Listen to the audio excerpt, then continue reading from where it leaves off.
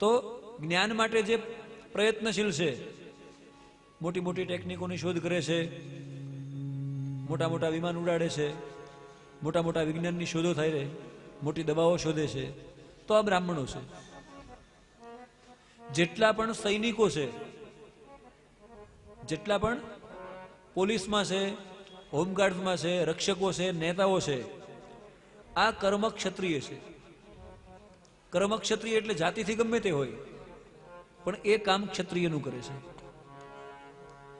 જેટલા પણ ઉદ્યોગપતિઓ છે, જેટલા પણ ખેડૂતો છે, આ વેપારીઓ છે, જે દેશનું અર્થતંત્ર ચલાવે છે, આ તમામ લોકો વૈશ્ય છે. અને જેટલા નોકરિયાત વર્ગ છે, કંઈ પણ નોકરી કરે છે, આ શુદ્ર કર્મ છે. શુદ્ર